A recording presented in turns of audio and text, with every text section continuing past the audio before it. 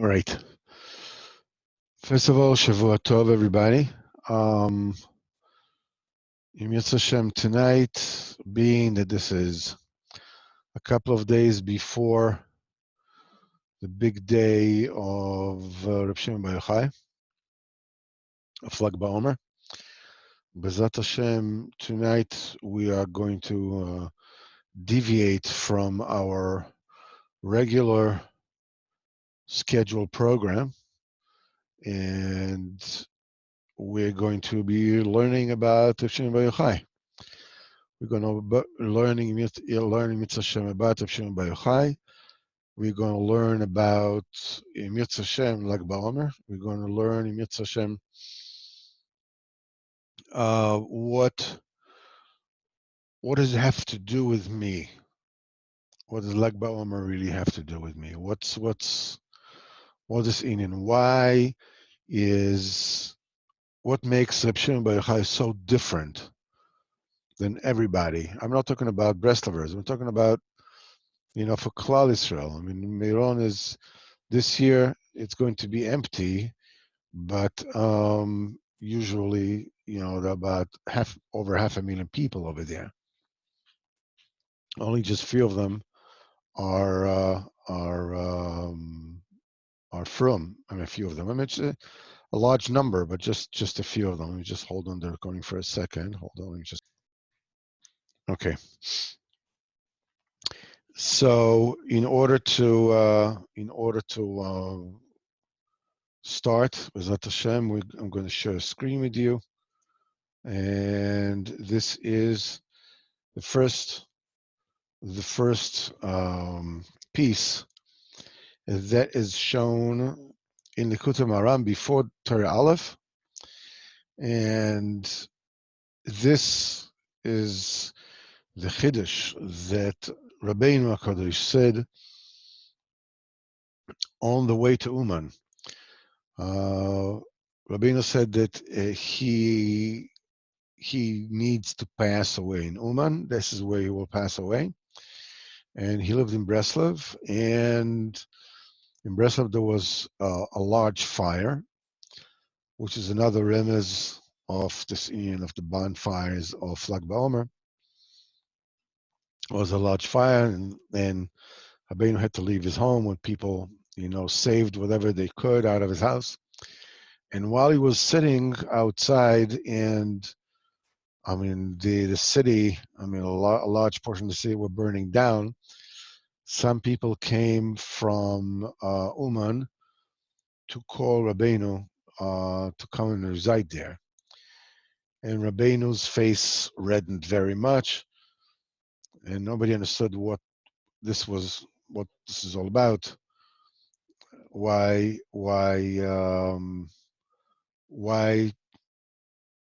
What's the problem? Like, but the point is that later on they understood that this was a call from heaven to let Rabbanu know that the time has come for him to travel to Uman and leave this world.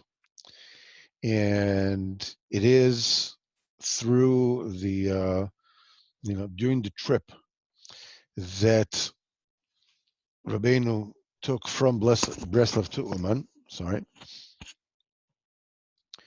Rabbanu was there in the carriage with Reb Nosson and with Reb Naftali, who is two great big Talmidim. And there was also Rabbi Yoske, who was Rabbanu was his father-in-law. He was his son-in-law.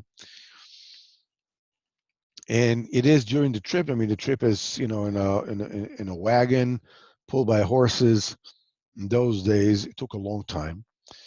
And along the way, Rabbanu has revealed a great deal of Cerus, which is also parallel to the fact that Shimba Yochai, the last day of his Zorykos, has revealed the Idra Zuta, the small congregation. There are two congregations. There's the big congregations, the Idra Rabbah, and which most of the secret of Kabbalah are revealed.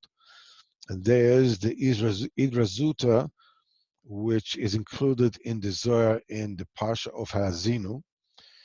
And this is the last Torah of his life. And this is the time that the highest secrets of the Torah were revealed by Rabbi Shimon, by Yochai, and it was time of great rejoicing. And so parallel to that, Rabbeinu on his way to Uman has revealed tremendous Torah secrets, and amongst them there is something which is called Megillah Storim. Excuse me, just.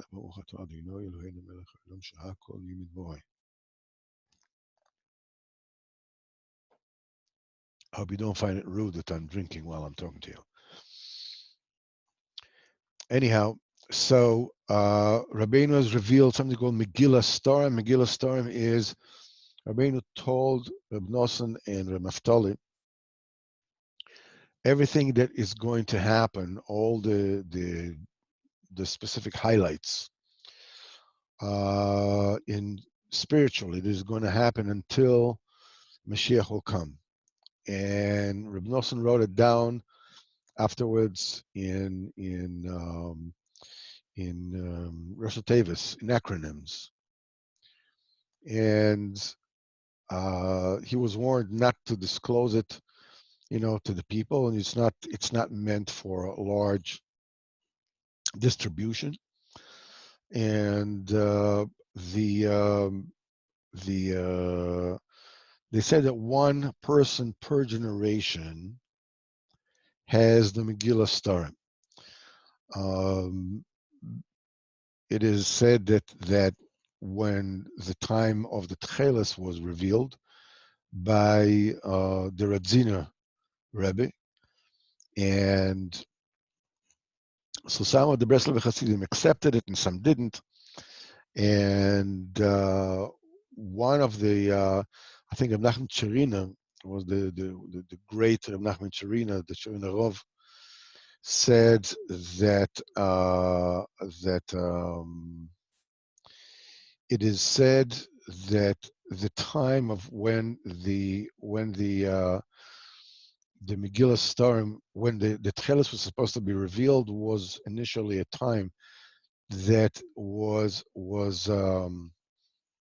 mesugal for Bias Mashiach, but it was exchanged, and the Tcheles was revealed instead. And Rebbe Avraham Reb Nachman said, who accepted the Tcheles Milchatchila, said, if this is his source, I have a better one.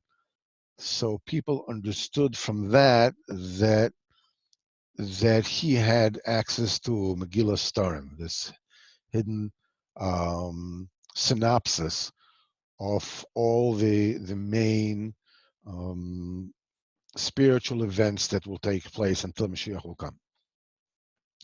And one of the things that the Teresa Rabbeinu revealed along the way is this particular kuddish that we're going to talk today about.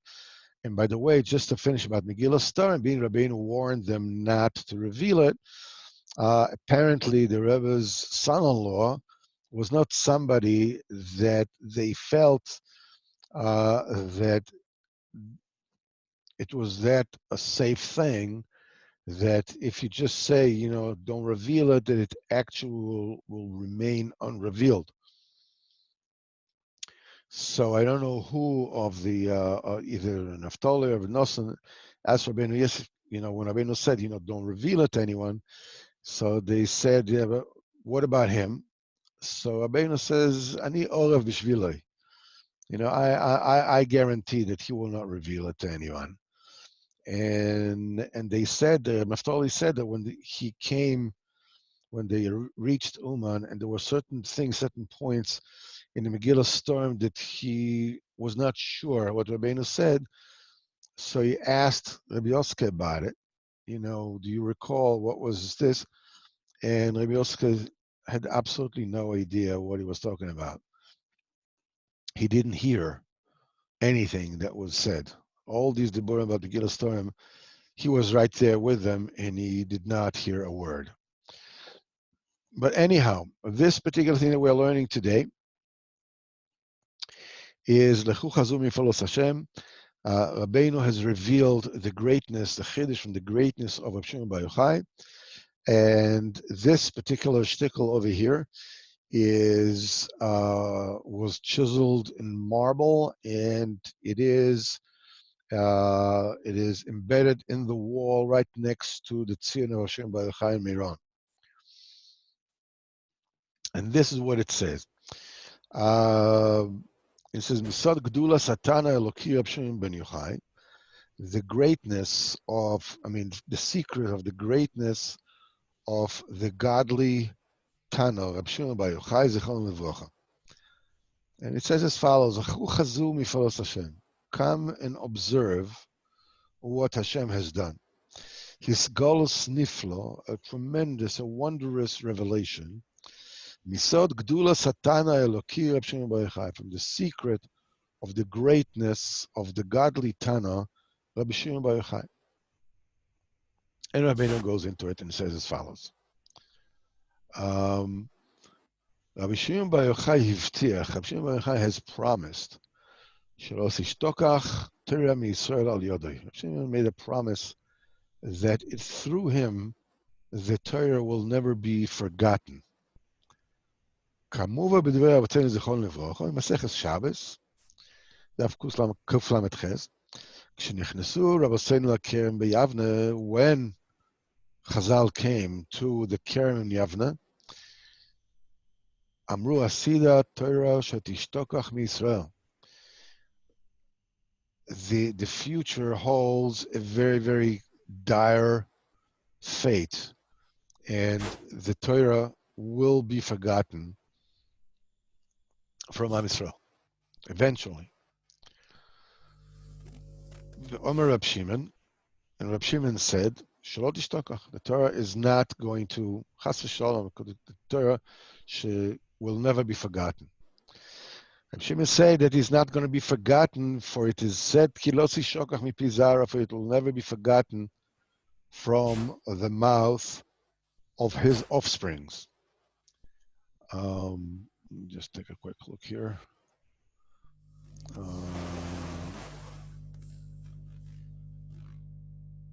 Okay. So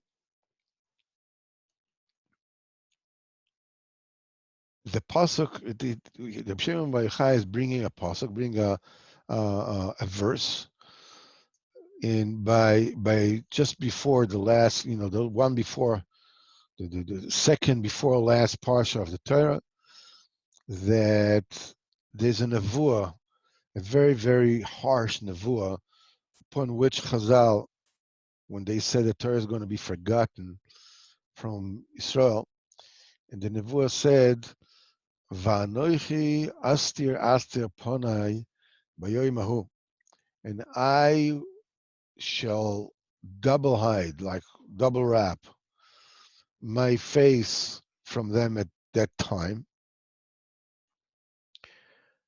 And Rabbeinu says, and Chazal said that's the source. The Midrash says there has never been a harsher prophecy on Am Yisrael than the fact that Vanochi astir ponai bayoyim hahu, I will double hide my face from them in that day. Rabbeinu says in Torah Nun Vav, the famous Torah, he says the concept of what is the double wrapping, the double hiding that he's talking about, and that is where the difference between a secret and a secret of secrets, between a single hiding and a hiding within a hiding. A secret, a simple secret is that you know that there's a secret, you just don't know what it is. So if you were to search for it, and you were to work for it, if you were to toil and try to find it out, the chances that you'll find it out. But Soidus, a double wrapping, Asta, a Astor, Shabatoch Astora, a hiding that is within hiding, it means that the very fact alone that there is a secret, that in itself is also a secret. In other words, you don't even know that there's a secret that you don't know. And when something is double sealed like that, there's no chance of ever finding it out because you don't even know that you're missing anything. So this is the of Astor, Shabatoch Astor, and this is a very, very cardinal point. It has to do with Rabbi Shimon by Yochai and the continuation of the same nevuah, the same prophecy. So it says, I'm going to hide my face from them at that day. And therefore, and this song that Moshe Rabbeinu is going to say will testify for them. And then he says this pasuk, "Shenema ki lo sishokach mipizara," for it will not be forgotten from the mouth of his offspring. So what seems here is that there's an inner contradiction within the same verse.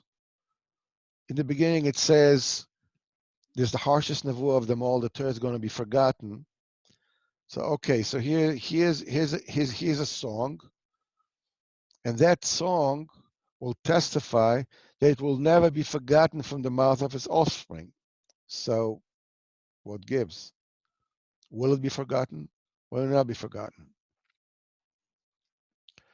There are various opinions on how to settle this particular contradiction.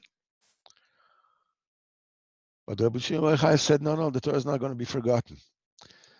And it said, Kilosi shokach mipi zaroi. Now, it says the word zaroi means his offspring. It's not clear in the Torah whose offspring are we talking about. I mean, it's understood, generally from the syntax of the entire parsha over there, the entire portion over there. We're talking about the Zaira of Am Yisrael.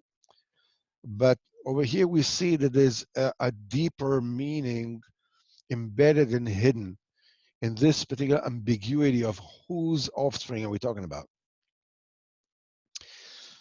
And Rabbeinu adds another thing. So first of all, Shimon says the Torah is not going to be mishtaka. So point number one, Chazal said, Rabbeinu says here, Rabbi Shimon bar Yochai promised Shalot Ishtokach HaTorah b'Yisrael al Yodoi, through him. Okay? So first of all, we say that Torah Lot Ishtokach, Rabbi Shimon said he's not going to be forgotten. So that's proof number one. Rabbi Shimon said it's not going to be forgotten. What we still don't know that it's going to be through Rabbi Shimon himself. And now Rabbeinu brings the second proof, as it says in the Zoya Pashas Nasa, Behai Chibura, in this compilation, the Yu Sefer Zoya, this is the book of the Zoya, Ifkon be min galusa berachamit, it says. With this, with the light which is hidden in the Sefer Zoya, Am Yisrael will get out of exile. And the original Lashon in the Zoya says not only will they get out of exile, but exile berachamim, with great compassion. So this is the raw material, as it were, the Rebbeinu has to work with. And now he is showing you how these two things are working together. Now come and see and understand. The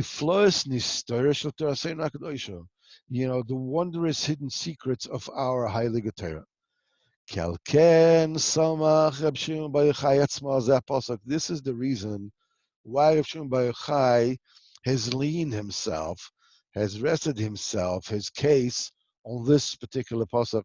Kilosi shokach mipi zaro, for it shall not be forgotten from the mouth of his offspring. And Rabbeinu continues. Ki be'emes, because in truth, as I matter as a point of fact, b'zeh pasuk ba'atzmo, in this particular verse itself, merumas v'nister soydazeh. This particular secret is hidden. Said what? Shaladei zaroi shel Yochai, that it is through the offspring of Yochai, that's Rabbi Shimon's father, who was also a Tana, through his offspring. Shehu Rabbi Shimon ben Yochai, that's his offspring. The offspring of Yochai is Rabbi Shimon ben Yochai. Al yodoi losish tekach Torah Israel. It is through him that the Torah will never be forgotten from Am Israel. Because the last letters of every word of this particular pasuk, ki loy sishokach mipi zaroi, you have yud here, you have an aleph here, and ches here, and yud here, and vav here, is the letters yochai. Now, whenever it is says Rasha Tevis and Soifa Tevis, it's all this. This belongs to the level of remez. We have pshat, remez, drash, and sod, the four layers of the Torah, and the Torahs of Rabbeinu are on the level of the remez. It is the side of the remez, the secret of the remez. This is the Likutei Moharan.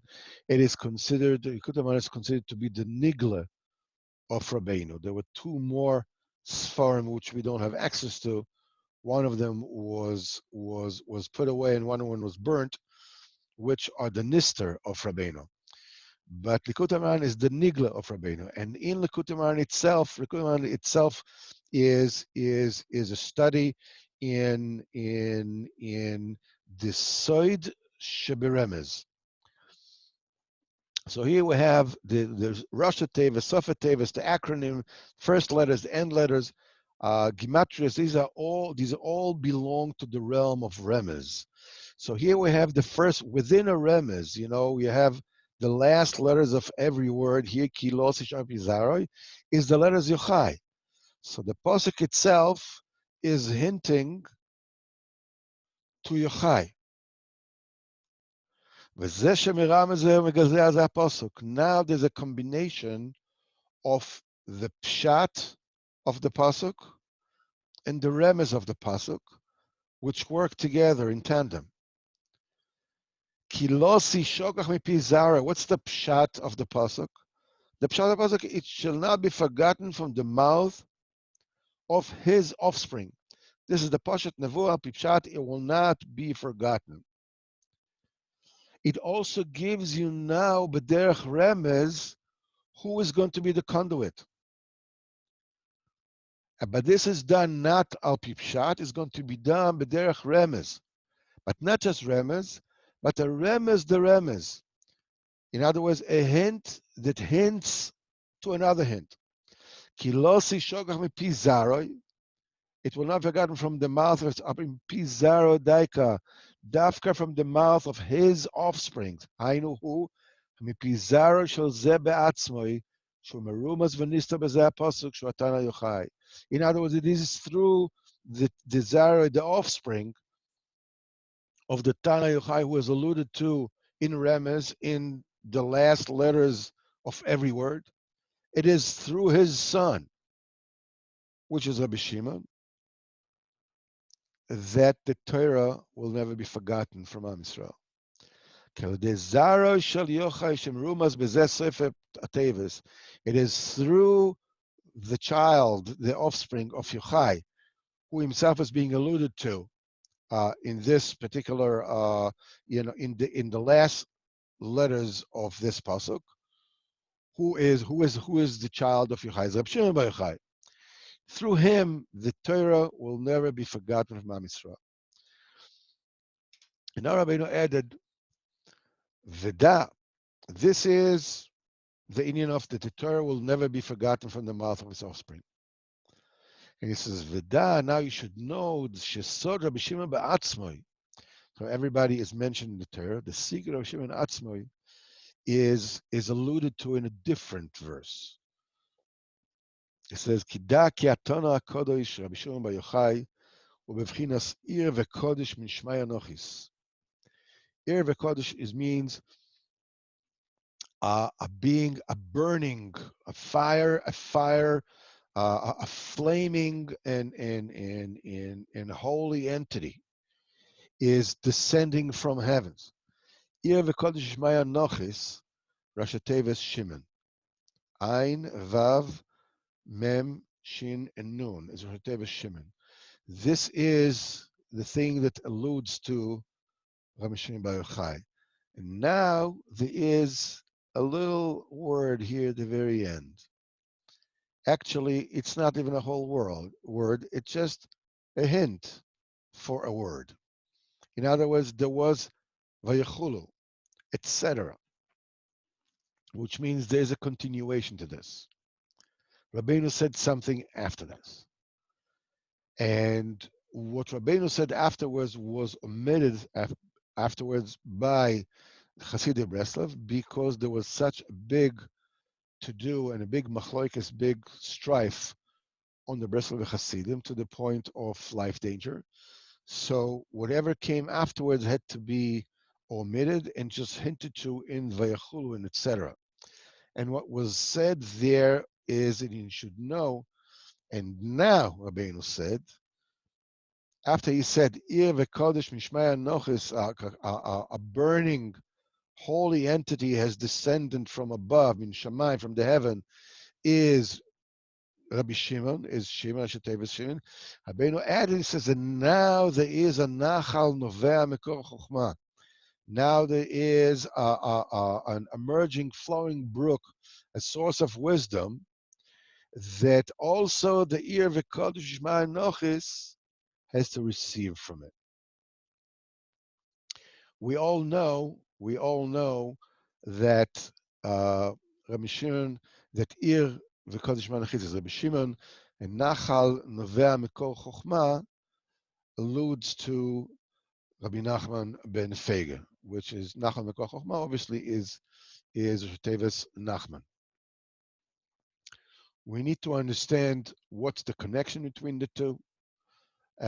We need to understand what is Rabbi Shimon Bechlal. We need to understand what is this incredible flame that never burns out. And Am Yisrael throughout the generations have always found their way to Myron whenever it is that they could, and dancing around the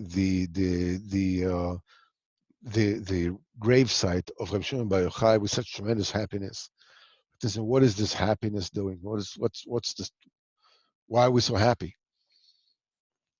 And it's you have to agree that it's a little bit on the strange side that in the Yortzeit of the Tzadik, what they do is they come to his graveyard, they come to his place, and they dance and they play music. That's a bit outre. It's a little different, to say the least. So what we have over here is as follows: the Shimon bar Yochai in the day of his Patira, which is mentioned in the Idrazuta of Pashas Ha'azinu. Shimon bar Yochai is sitting on his bed. This is his last day. He's about to pass away. This normally would be a tremendously sad occasion. But the Idrazuta starts with the Shimon bar Yochai is sitting down, and his face is beaming. His face is beaming. And he says, I testify upon myself, he says, that through my entire life, I've been craving this day.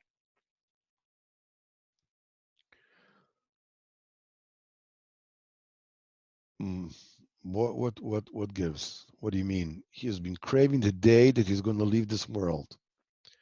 What's the story with that? And the thing that one can understand from this is that the day that a person is about to leave this world, the day that the person leaves this world. And I mean, I hate to break it to you, but if nobody told you, may I be the first one. It's inevitable, and we're all going to leave this world. But well, if you prefer not to know, I didn't say anything. Okay. Anyhow, and the day that a person leaves this world, it's a very, very special day. The neshama is not here and not there, or rather both here and there. The thing is that regularly, the neshama of a person is not inside the body. What's inside the body is only the feet of the neshama. There are 5 parts to the neshama of a person. There is the nefesh, that's the living force. There's the ruach, that's the spirit. And above that, there is the neshama. And above that is the chaya and yechida, which are bichlal, not something that the person has any negia to. They're all, in the realm of kivyochol with Kodush Baruch Hu himself. But even the neshama itself doesn't have an actuality, an actual full-fledged existence within the body. It's just the lower extremities of the neshama shining into the body. The body is too gashmistic. It's too physical. It's too material. The neshama cannot stand it. There is a constant battle going on. The neshama it belongs to Kadosh Baruch Hu. It wants to stay by Kadosh Baruch Hu. It doesn't want anything to do with all kinds of material things. Would you rather have, would you like a tenderloin, or would you like entrecote, or ribeye, or would you prefer this or prefer that? All these inyanim of the body, the Shaman has absolutely no interest in it. Rabbanu Says, Rabbanu says that when a person does an aveir, then the Shaman wants to leave him. Totally. Goodbye. That's it. I'm gone. We're history. So when a person becomes sick, la'aleinu, and he takes medicine, and medicine usually is very bitter. Even the medicines of today, they mix all kinds of sweeteners in it, but the medicine itself is very bitter. How much more so when we're talking about, Cerus nefesh, the people take medicines which are very bitter. So the Shaman says, so you understand that when you're not well, you're willing to take something bitter. You're willing to taste bitterness, to make yourself healthy. Okay, so there's a chance for you. Maybe you'll do tshuva one day. I'm going to stay. But usually the neshama has very little to do with the body. So it is during that last day that the body becomes very, very weak. Rabbanu Says it's the isurim of the last days. The isurim the person feels whether he likes it or not, because the fundamental basics of the body are falling apart. So this is a certain person must feel.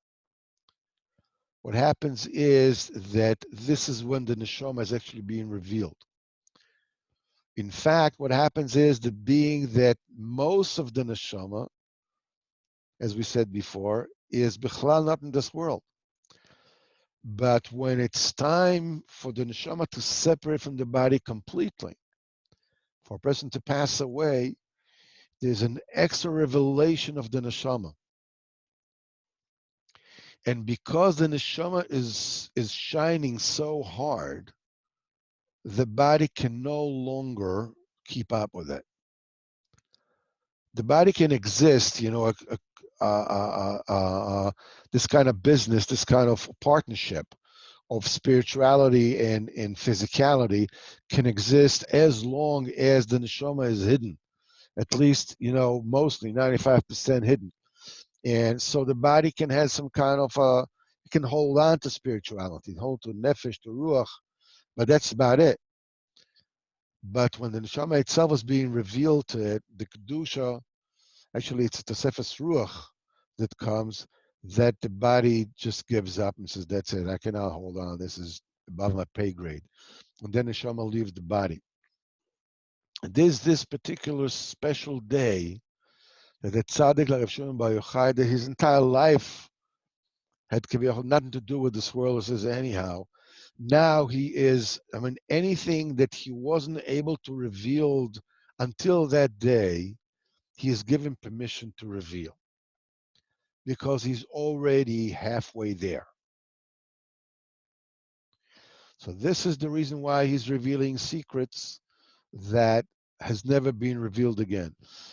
By the way, I just want to mention this in passing. I'm not sure that this is what we'll do, but what I'm thinking is this Monday, possibly, being that it's Lag Baomer, perhaps, instead of our usual shiur of Sipuri Maisias, what we will do is, being that there's a big Indian to read the Idra Zuta, which is a rather longish document. What we will do, I'm not sure, but I'm thinking about it, is that I will read it, Emir Hashem, together with you, and Emir Hashem, Blina, that translate it, so that you'll know what the words say. It doesn't mean that you'll know what they mean. I don't know what they mean either. But at least you'll know, you'll see the words, and Bezat Hashem, we will together will go and find out what the translation of these words is. So at least you know that. At least I will know that. So I'm thinking about it. Don't hold me to it, but Bezat Hashem, this is what we're going to do. But the one thing that Rabbi Shimon Bar Yochai has revealed in the Idra Zuta, in that last revelation of his life, he is talking about 3 secrets that were not revealed in the Idra Rabbah. He's speaking about the 3, how should I say, persons, meaning, like he says, second person, first person, third person. He's talking about who? So Kodush Baruch Hu is he, like the Kodush Baruch Hu. He's talking about Ata, about you, like Baruch Ata Hashem. He's talking about Ani, talking about I. This is, and he talks about these secrets that he does not talk about in the Idra Rabbah, where he reveals all the secrets of Kabbalah. In the Idra Zuta, he's talking about what is the role of a person in this life.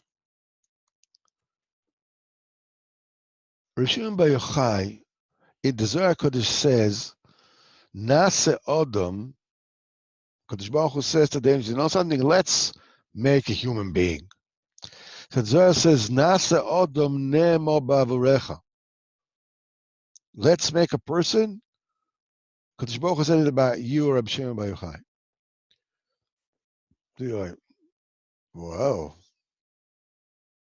what is this? I mean, what they lost it for something? What's that? That's it. First of all, we said about Adam Arishan. We're talking about Rabbi Shimon Bar Yochai. If it's not Adam Arishan, then it's everybody, every person. Rabbi Shimon Bar Yochai dafka ba'avurecha.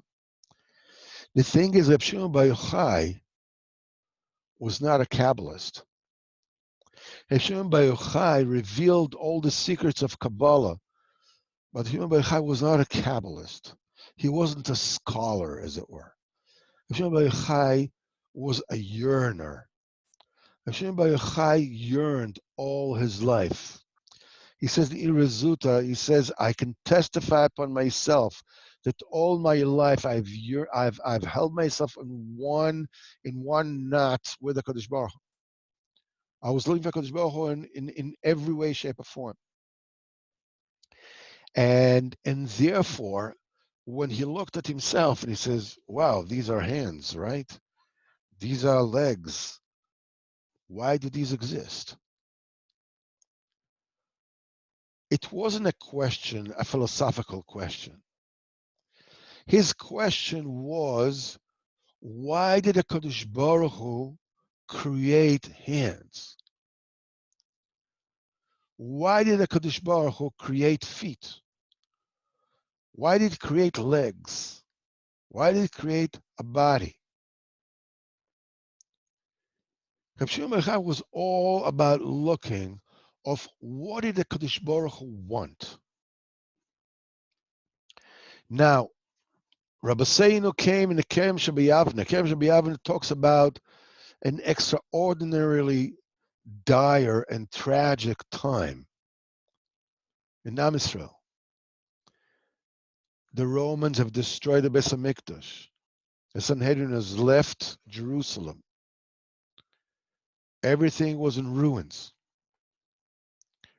Rabbi Yochanan ben Zacchaeus has managed somehow, some way, by getting out of Yerushalayim and having this entire to do with Adrian Caesar that we spoke about in the last year, that Adrian will allow the city of Yavne, the town of Yavne, that the sages will be able to go there and continue learning Torah. That was the special presidential favor that Adrian, now that Yochanan ben Zakkai told him that he's going to be a Caesar, and then comes a messenger from Rome and says, Caesar died and you were made king. Obviously, he felt very good about himself and says, okay, what do you want?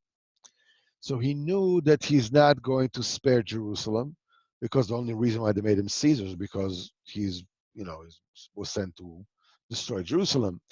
So he said, give me Yavna. And Jerusalem was destroyed. Am Yisrael is going galus.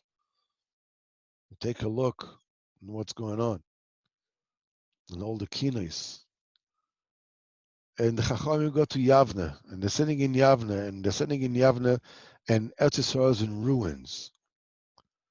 And the hegemony all over the world, the power to be, the superpower of the day is Rome.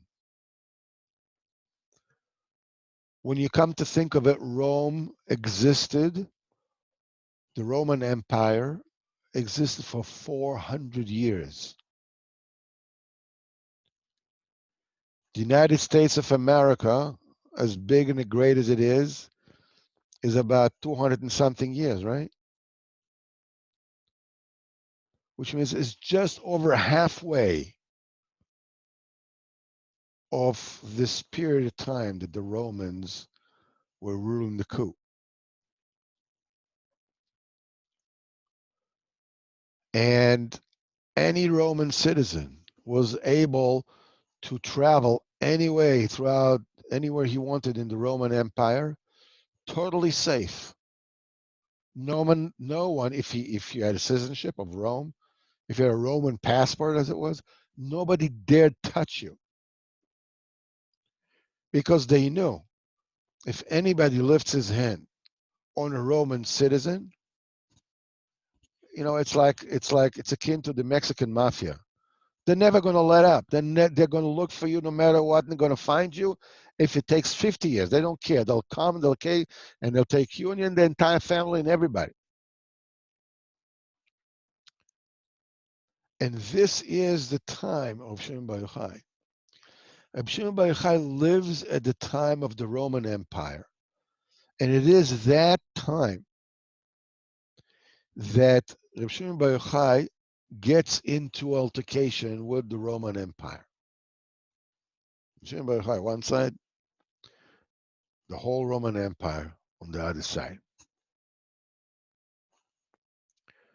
There's the famous debate between the Chachamim. What was going on?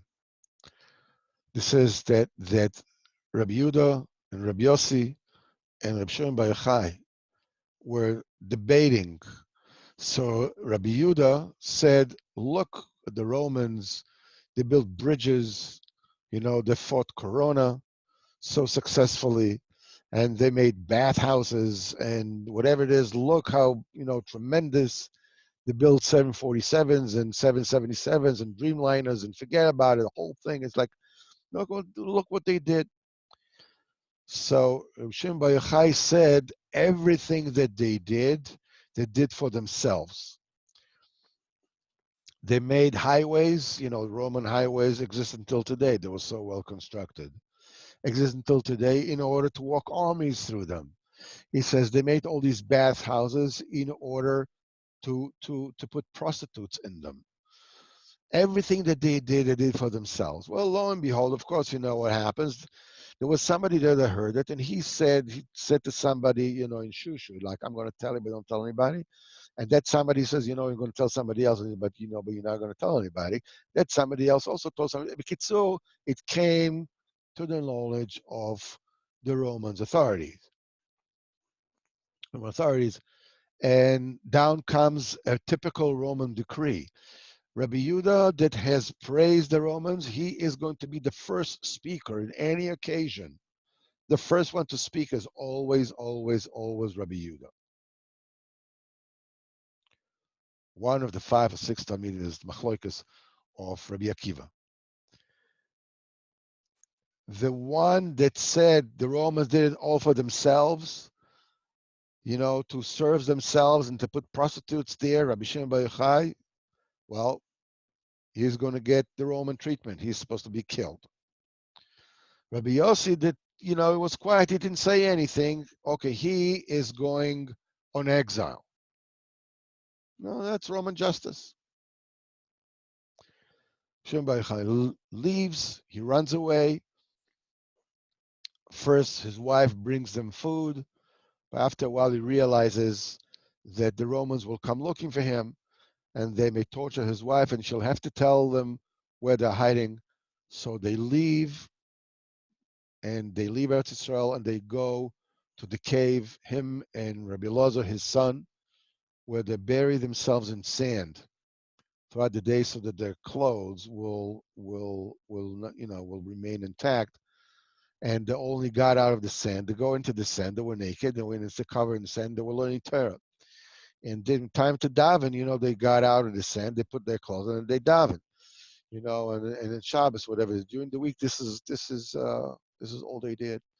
And the Kadosh Baruch Hu, put their tree of carobs in some water that came, a brook that came along, so they had what to eat and drink, and they stayed there for 12 years.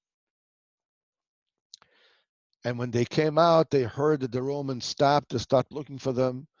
They came out of after 12 years, and they come out, and Reb Shimon and his son see somebody tilling the land. And Reb Shimon is like, whoa, you use this life, to make money? So he looked at him, and that person became a pile of bones. Now, there is a different thing that Rabbanu says. What does it mean that he became a pile of bones? Gal shalatzomis. Rabbanu says Gal shalatzomis is Gal is Mishon is Galus, a revelation. Atzamos means atzmos, means a person's self. He says that Nasan Be'enov, he put his eyes into him, and he became a revelation of self. In other words, the tzaddik gives this person his own eyes that see everything. We don't see who we are. We don't see how twisted and injured and defective we are. And this is a big chesed, because if we were to know that, we would just fall apart. The biggest punishment is when the tzaddik puts his einav, he puts his own eyes that see everything into that person, and the person sees himself the way he really is, and he totally falls apart. Lo and behold, comes a Baskol Mishamayim. And the Baskol says, what, you came out to destroy my world? That's what you came out for? Back to the salt mines. And Yochai and his son are going back to the cave for another year. And when they came out, when they actually come out of the cave after 13 years, they see a Jew running. And so they say he's holding two twigs of hadassim, two hadassim in his hand. So they see him running, an old Jew running with two hadassim in his hands. So they ask him, why are you running? He says, L'chvot Shabbos. Says, what are these hadassim you hold in your hands? So he says, this L'chvot Shabbos, so you can smell L'chvot Shabbos. So he says, why do you need two? So he says, one keneged Zachar and one keneged Shamar. Yochai says, the Yidden, you know how much they love mitzvahs. In other words, he had to pass another year buried in sand to learn to contain that flame of ir v'kaddish mishma yanachis. A flaming holy entity is descended from heaven. You have to be able to keep it under control. And this is with the 13th year. The thing that Rabbi Shimon bar Yochai has learned in the Me'ara is the entire Zorykos. The secrets that he learned there.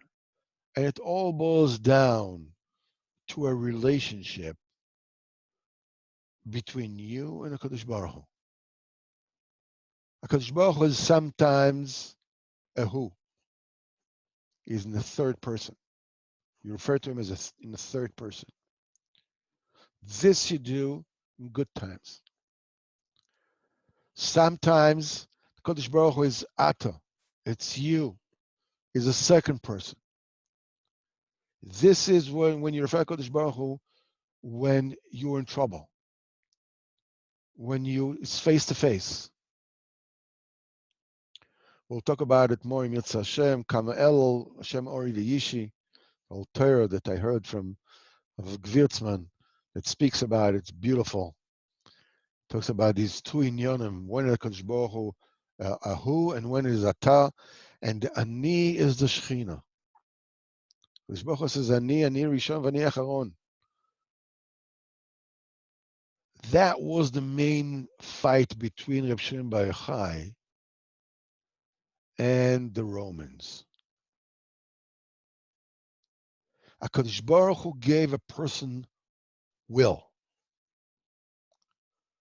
Will is the engine of all development.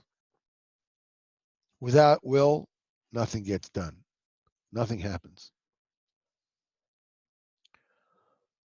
Like it or not, as we said before, the will is the engine. Pain is the fuel. They say no pain, no gain, right? The thing is that unless it's painful, why move? The pain forces you to move on, to find a solution, to get better. Everybody is, when he looks into himself, it's me, it's you, it's each and every one of us, is really a collection, a conglomeration of wants. I want this and I want that, and I want this and I want that, and I want this and I want that, and I want this and I want that. A Jew and a Roman. The question is, what do you do? What do you do with this will? The Romans interpreted the want I want means that only I and what I want matters. That's it. This is what Rome is all about. So therefore, Rome is worshiping what they want. This is called avodas elilim. This is called idolatry, and they give it a form. If I want it, then it must be important. If I enjoy art, then it must be very important. I'm going to make a museum out of it. If I enjoy music, well, the heck, if I find someone who can play music, I'm going to give him an instrument that is worth $5 million. You know, and I will kill for that. If I like food, forget everything. You know, there was Master Chef Rome, there's Master Chef Phoenicia, there's probably Master Chef Carthage, the Master Chef Egypt. You know, it's all about what I want. So what they did was they built monuments to what they wanted. Notice that whatever the monument is, it's always lower than me. You can they took a sculpture and they started, you know, bowing down to it. What's a sculpture? I mean, ridiculous. Idolatry in itself is foolishness personified. But the thing is that their taivas were burning and they deified their urges. They gave it a symbol. It's called Champions League. It's called World Series. It's called the Metropolitan Museum, a Museum of Art. It's called the Lincoln Center. It's called the American City Ballet. It's whatever it is that you want to call it. It's all deification of what I want. Shimba Yochai is the exact other side, diametrically opposed to the Romans. Shimba Yochai is all the time looking for the Baal HaRotzon. He's looking for the owner of the Rotzon, the original generator of the Rotzon, who gave me the Rotzon. Why did he give it to me? What am I supposed to do with that? And with this, the ani, the I, becomes a quest to find out what HaKadosh Baruch Hu wants. This is the Shekhinah. Hashem Baruch Hu did not have to learn Kabbalah. All the secrets and all the lights of Kabbalah came to him. They came to him and revealed themselves to him. He didn't have anything to. He didn't have to do anything for it. Eliyahu Navi came to him, told him the secrets. Moshe Rabbeinu came to him, telling him the secrets. Rabbanu Says came to him, told him the secrets. Kodush Baruch himself came and told him the secrets. The lights, the heavenly, the primordial, supernal lights, all came to Hashem, and they themselves told him, "Here, this is who we are. This is what we are." He didn't say, "Sit there, you know, with volumes, whatever." It came to him. Why? Because Rabbi Shimon was looking, how do I turn the ani, the I, into a quest machine, a yearning machine? Why did the Kaddish Baruch Hu do this? Why did the Kaddish Baruch Hu do that? What is it? What is the Kaddish Baruch Hu what is the Kaddish Baruch Hu telling me that he wants by doing things this way or by doing things that way? And with it, Rav Shimon Bar Yochai has done something that no other tzaddik has done since, until Rabbeinu HaKadosh came. And that's the reason why you have over 500,000 people on a regular year, they're going to Myron. Because the ani that Rabbi Shimon Bar Yochai has revealed is not only Rabbi Shimon, it's also you. Every Yid is an ani, if you want it.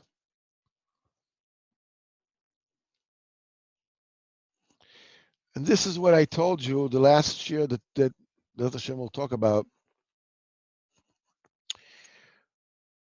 And in this parsha, it's very, very explicit. Parshas Emor is usually the parsha before Lag Baomer. It talks about the Kohanim, and it talks about the Kohanim and their purity, and where they meet Tumah. The greatest Tumah that there is death. The Kohanim have specific prohibitions of approaching death. There's just very specific relatives that they're allowed, to be metamata, to make themselves tumah in order, to go to the levaya of these people. There's a very and Kohen Gadol, even them, is not allowed. The only mess that the Kohen Gadol, the only nifter, the only dead person Kohen Gadol is not only allowed, but is mitzvah to be metama himself, is mes mitzvah. He goes on the road and he sees a dead body that there's nobody there to bury him. It's a mitzvah for Kohen Gadol to bury that person. Mes mitzvah. That's it. Anybody else, not his wife, not his children, not his parents, nobody. Because the Kohanim Bichlal have nothing to do with Tumah. Yes, they do when things happen. You need to know that things happen. Tumah happens. Death happens. Failure happens. Averis happen. But you need to know that there's no in between. What does it mean there's no in between? Wait, time out. What does it mean no in between? There's no such thing as, are you pure? Are you Kodush? Are you Tumah? Not really. Are you holy? Not really. I want to, but not really. When you create this in between the Kadusha and the Tumah, you're creating something called a chalal. This is something that Kohen is forbidden from touching. Chalal is a dead body. It also means a vacancy. It's chalal apani. When there's this kind of vacancy, the Yetzer Hara breeds there. It's a petri dish for the Yetzer Hara and for the Tumah. This is where it grows. And that board part, which, the Kohanim, they had things very, very clear cut. They were in Beis HaMikdash. They knew where they were, and they were holding themselves b'Kedusha all the time. If a Kohen fell asleep guarding at night, the commander of the Mishmar was allowed to burn his clothes and beat him up. All right, I mean, there's no fooling around there. You're in the Beis HaMikdash. Now the thing is, and this is what Rabbi Shimon Bar Yochai is coming to teach us. If you should know that there is kuddish and there is chalal and there's chol, there is tumah. There's nothing in between which you can call your home. Don't make it your office. You can be both. You can be kuddish and you can be tumah. Sometimes this, sometimes that. You can look at yourself as, I'm really kuddish. Every once in a while, Tuma happens. Or, chas v'chalila, I'm Tuma. Every once in a while, Kadusha happens. But the minute that you create this in between, this chol apani, this is, are you kuddish? Nah, don't exaggerate. It's like my coffee's getting cold. Can you believe that?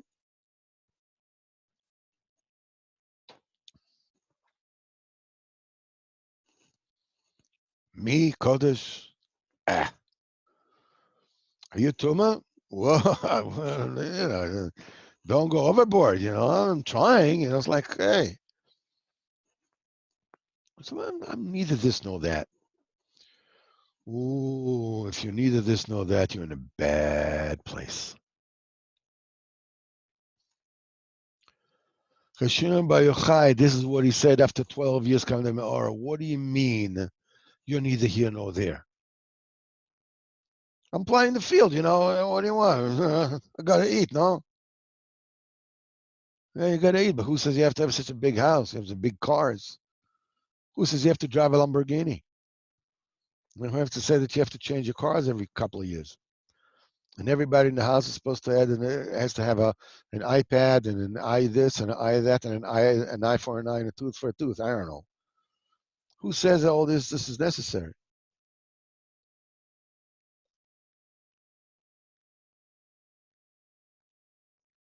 Rabbi Shimon says, Ani applies to you. This light of Kadusha that's searching the Church of Kodush Baruch Hu, which if you come close to the Tzadik, you will be filled with this Kadusha. You'll realize, look, let's be frank about it. As long as you promise me not to tell anybody that I said it, the great majority of the people who come to Myron are not big Kabbalah learners. Okay? Don't say it in my name. I don't want people knocking my door down. Why do they come? Why do they come? They come because there's a light there. There's a light there that when I'm close to this light, when I'm connected to this light, I know that I count as well. I too am Kodush. They don't have the words for it. In fact, they would be embarrassed if you were to tell them these words. But they know it. There's a Nakuda of beauty, of Kadusha inside you, inside each and every one of us. We spoke about it before, but we can't put our finger on it. When you come to the tzaddik is like, is throwing a spotlight on your Nakuda. You don't even know what is happening, but you realize that it's just, excuse me for using the language from the 30s, like it's just swell to be you. You know what I'm saying? Yeah, you guys probably don't even know what swell means. All right, whatever. Anyhow, that's the old language of the old days. The swell after it becomes groovy and after it becomes cool, after it becomes bad and becomes good, whatever it is. Anyhow, but when you come to the tzaddik, you just feel that it is just fantastically incredible, cool to be who you are, just the way you are. And you don't have an answer. You don't know why. This is what happens by Shimon by Yochai. That's why everybody comes. Because Rabbi Shimon is everybody. Rabbi Shimon was able to find why every single limb of the body was created and the secrets it alludes to. Every single joint of the fingers of the hand, the head, the entire body. You have the whole body filled with secrets. Rabbanu says when a person goes like this with his hand, myriads of worlds, supernal universes flip this way. When a person goes like this way, then thousands of worlds flip that way. You don't realize what a walking, wondrous secret you are, what a kuddish kuddishim you are. Every once in a while, you step in a puddle of mud. Okay, that's why tshuva was created. If there's no tuma, there's no kedusha. We'll learn entire test in the Kuta Maran, as we will learn a little bit more. The perfection of Lashon Kodesh, was the perfection of Kadusha, is done by fighting it within the Klipa Snega, within the realm of life, out there in the market, where you have to keep your eyes closed. But it is you. So if Shimba has found everything, he already understood, he found out. In fact, he didn't have to find out, he had to go looking for it. It came to him. They came to Shaman, all the secrets came to him. They told themselves to Rabbi Shimon Yochai. He has revealed all the secrets have to do with the entire persona from top to bottom. That's why the Zoya says, Nase Adam Nema Bavurecho. Let's make a person was said about you, because that's the perfection of the human being. And it is said about you as well. It's said about you as well. But inside, in between the Kodush and the Chol, there's this Chalal Panay, this Tumas mess. There is this vacuum that sucks me into it. I don't know. Why don't you get up and do something? Well, it's not that comfortable. Take down the garbage. Later, make your bed. I'm supposed to make my bed? What else? All this, fending off how to say, how can I feel good? How can I spend my life feeling good, working the least, and enjoying myself the most? It's easy to have to do. What can you do? I mean, you have to pay taxes, you have to do this, you have to buy food, whatever it is, so you do it. What can you do? But that's not what I really want.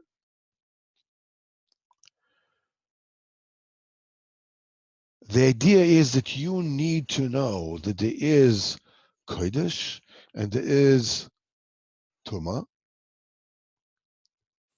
and you have to choose which one are you really and which one you are incidentally. Are you really chas v'chalila tuma, and incidentally you do good things? Or are you really Kadusha, and Kadosh Baruch Hu brings these tests to me as I go along, and sometimes failure is the price. Failure is the lesson.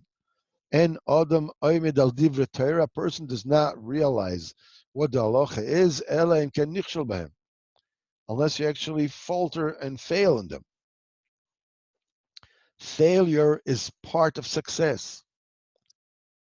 I was once told by a very successful businessman, he says the difference between a very successful person and a person who is a failure is a successful person has failed more times. A person who's a failure failed it and says, wow, that hurts too much. I don't want that. Our present success, failure is part of it. It's Rebbe guilt, you got to pay. That's your tuition for success. You fail, you succeed. Define yourself as the ani, as what is the Shechina. Why? Because I'm not looking for Maritzanis. I'm looking for Baal Rotzain. I'm looking for the owner of the Rotzain.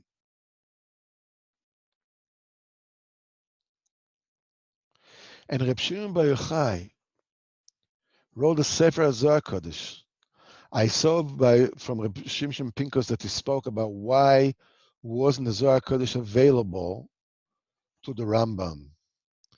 Right? There is a suspicion that Rashi did know about it, because when Yitzchak Avinu says about Yaakov Avinu, Re'eh reach bni kereach hasodeh asher berechu Hashem. See that the smell of my son is like the smell of a field blessed by Hashem. So Rashi says, Zes de tapuchim. This is a field of oranges. Needless to say, unless you learn Zoya, you don't know that definition. It is not mentioned anywhere except in the Zoya. Sde tapuchim, this is the Shechina. Or do you say it's orchard? It's not a field. What is a field of apples? Sde tapuchim is the Shechina Kadusha. So Rashi hints. So it's about why doesn't this? So it says, so why did the Rambam didn't know it? Supposedly Rashi didn't know that the Zohar was actually revealed. By a king of France who found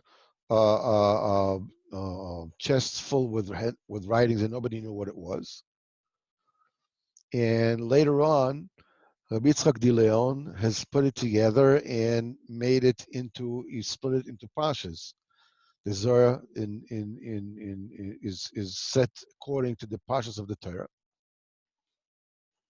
In the beginning, there was just a whole mass of writings. So Rabbi Yitzchak de Leon has put Seder into it. The Zohar was revealed over 1,000 years after Shimba Yochai has passed away.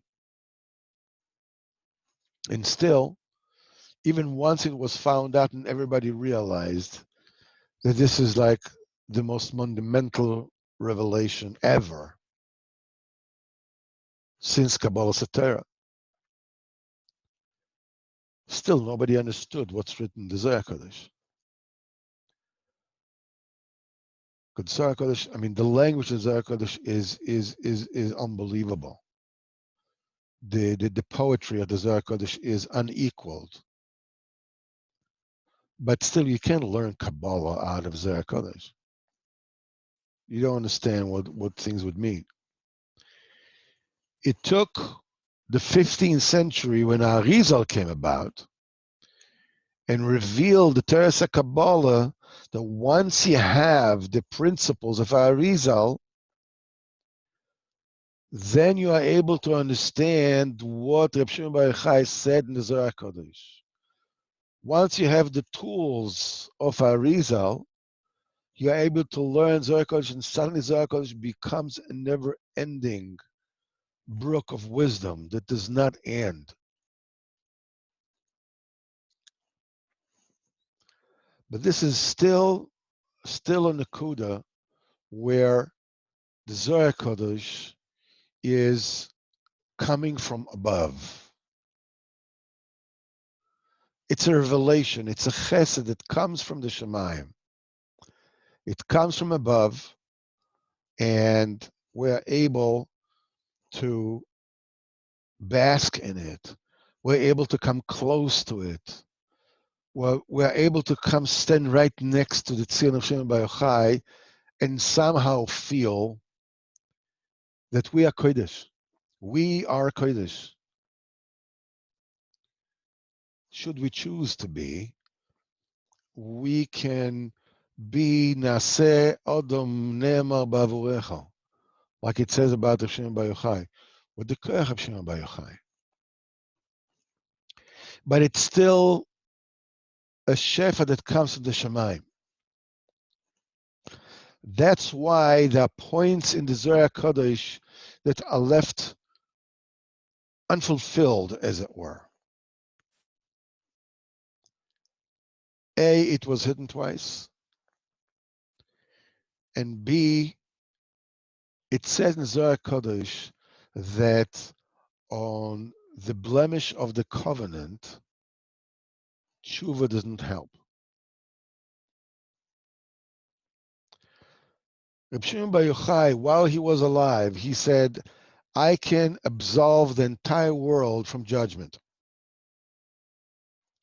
Yecholani lifter eskola oila min adin. In the Zoya Kodush, they say, in the days of Rabbi Shimon, they were allowed to speak Kabbalah. After the days of Shimon bar Yochai, people were not allowed to speak Kabbalah anymore, unless there were special people. But it wasn't such in an openness like the days of Shimon bar Yochai. We all know that in Pesach we'll get the Cerus of the Leila. We get the light from above. The fire comes from above. The light comes from above. And it's during the Sphere Baomer that we build the kalim, which to contain the light. What is necessary is Isaruta del Tata, an awakening from below. Reb Shimon is ir v'kodush ma'anochis, a burning, holy entity descending from above. Isaruta del Eila, an awakening from above. But that's not the tachlis. The final tikkun has to come from below. It's called a nachal novea mekor chochma. It's called a brook that comes out of the earth. It comes down from below. That's why Rabbanu says that sentence in the Zoya that says that tshuva does not help Pgam Bris, he says nobody knows how to learn the Zoya except for me. And it does help. And he gave the 10 kapitel Tilim of Tikkun HaKloli, which is the Tikkun HaSholem VeHaGomer. In the days of Reb Shimon, the dibur was allowed.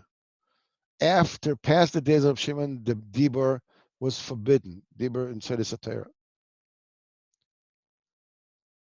Rabbeinu comes and brings up the Nachal Noveh Mekor Chochma, and the tikkun for tikkun abris is done with what? With the dibur. Now the dibur is allowed. So the Torah, the secrets of the Torah of Shimon bar Yochai is revealed, is not the shemus of Kabbalah and the Oilimus and all this thing. The Seder Torah is what comes to you when you know that you are kuddish Kodushim and you're looking for Baal HaRotzain, the owner of the Rotzain. You're burning to find out what does the Kodesh Baruch Hu want from me. How do I do it? How do I keep it? How do I get to it? This is what Shimon bar Yochai is about. That's why in the time of Rabbeinu, when the Nachal Noveh Mekor Chochma was revealed, then the mouth opened. I mean, all the tzaddikim, all the neviim were all making this. The Ramchal speaks about it. You know, everybody speaks about it. I mean, the Chafetz Chaim speaks about Mishnah Berurah, Bir Alocha, that you have to make his this every single day. But to make it a way of avodas Hashem, this is the Tikkun HaLoshen, Tikkun HaMor. The Pgam Bris, as we said, the Bris and the Dibor, as we learn in Torah Tes, are one and the same. When you are okay with the covenant, you are okay with the mouth. It's a Bris HaLoshen and the Bris Kodesh. One depends upon the other. So Rabbi Shimon Pikus says that had the Rambam had the Zohar, he would have exploded. What does it mean? He said he gives a dogma. He says, like, you take a person who has a headache and he comes to the hospital and they put this, what's it called, these electric shocker for a person who had a cardiac arrest, what's it called, whatever, and give him a zitz. It'll kill him. You know, this is something with somebody at the cardiac arrest to restart his heart. He says the Zorykos had the Rambam being revealed. Zorykos would be like applying this electric shock to a person who's basically all right. The Zorykos was meant for us, that we're walking dead. We're like zombies. So we need these Zets, these two, I don't know, defibrillators, whatever it's called, just boom, to wake up. So being that the nevuah that Moshe Rabbeinu says, "Vanochi aster astir panai bayom hahu," and I will hide within a hiding my face that day.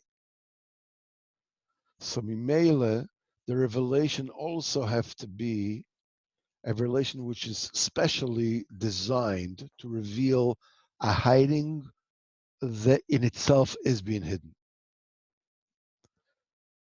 That's why you have the Zoya Kodush in itself physically being hidden for 1,000 years. And then for another 500 years, nobody knew what it means until Arizo came. So the stars of a star until it was revealed. That's why the same way that we have here in the Torah, let's just bring it again. It says that zeasod, that kilosi shogam pizaroi, that what this pasuk is actually telling you, that the name Yochai is alluded to in the last letters of every single word from this pasuk kilosi shogam pizaroi. And the pshat of this pasuk is one remez, and it alludes to, it is merames to Yochai, and the pshat zaroi of Yochai, who is Shimon by Yochai, from his mouth, Am Yisrael will come out of Galus. It's a remez within a remez. When the pshat is merames on the remez, hastora shebetoch hastora. Because Shimon by Yochai is his chibur is so it should be revealed the Dor Achron to the last generation, in our generation, that everything will be revealed. And as to the argument of what is actually going on, how can Chazal say Torah will be forgotten? And Shimon says it's not going to be forgotten. Both sides are talking about the same verse. So what gives? I mean, Chazal didn't say, it says in the pasuk, Kilotzi shogach mi bizaroi. Shimon didn't say, Vanochi aster astir. How can this? How can one reconcile the other? So Chazal said, "Kilosi shokam pizaroi." The Gemara says, they won't find halachim whenever there's people won't be able to find halachim in makom echad. And the same the Kilosi shokam pizaroi is that the shira itself will not be forgotten from the Yidden, but the Torah will be forgotten. That's one parish on this. But when we learn over here, when we learn this, what Rabbanu said, this thing of Rabbanu, we understand that it's a totally different thing. They said there's going to be a reality that the Torah will be forgotten. There'll be a star shebetoch a star. Hashem Baruch Yochai said, I know, but I have created a tool called a Zera Kodush that is specifically designed to reveal the Torah with a stora shebetoch a stora, from within the hiding between a hiding. A secret that is hidden, that in itself is a secret. How is it revealed? By proximity to the Tzadik. You come close to the Tzadik and you feel the buzz. you feel, yeah, this is it. And nobody can explain what's going on. That's why over 500,000 people, not from everybody, goes to Rabbi Shimon.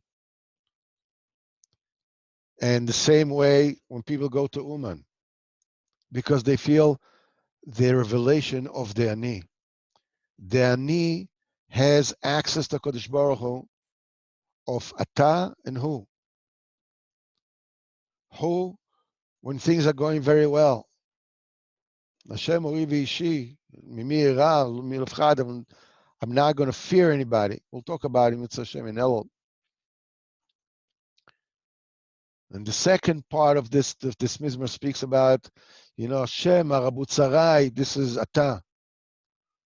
Because sometimes you're succeeding, and sometimes you can't find your hands and feet. Sometimes you think that you're in Gan Eden, and another time you feel in Gehenna. That's okay. These are two parts of the same thing. Just don't think that you are in the middle, in a third place. There is no third place. You can mean both places, yes, but not a third place. Okay, we have taken a long time tonight. B'ezrat Hashem, we will conclude this shiur now. What we will do, Emil Hashem, again, I don't know. I will attempt to send you emails. We'll talk about it on Monday. My machshava, my thought process is perhaps to read the Idra Zuta with you on Zoom and translate it so that at least once we will know what words are written there. Because right now it's a stora shebetoch hastora because it's in Aramaic, and what is written in there in itself is secrets which are sealed with 1,000 seals. So at least we can remove one astora, which is at least we know what the words mean. At least once in a lifetime we'll go through this. I'm not sure. The reason why I'm not sure is because it's pretty long. It's going to take time. It's an avoid. It's not a shiur that, okay, you come for an hour, you come not. No, I really slept you for so long. I'm sorry. I apologize. But it's going to be an avoider. It's going to be like Baomer. So it's going to take us, into the how long? I don't know. Anybody who, if it does happen and we decide to do it and you come on, it's 100% okay for you to get off whenever it is you feel like it. It's okay. It's me'achos. So let's just open up the microphones and unmute everybody and see you guys here. And I want to thank you for coming. And I hope I was not a burden Thank you upon for having us. Thank you for having us. Oh Hashem. Thank you so much. Very insightful. Oh Hashem. I think it's a good idea to do the translate. That's will be a first to try to understand that. Yeah, I know. I realize it too. I just have to, make a decision that I really want to put myself into this, because it's not a short thing. It'll take us some time. Even if you just read the words without knowing what you're saying, it takes, it takes a nice amount of time. That's right. So whoever was interested, you can translate a little, a lot. Okay, בסדר גמור. It's on the agenda. All right. The decision will be passed. Decision will be passed down to all who are interested in Yitzhak Hashem.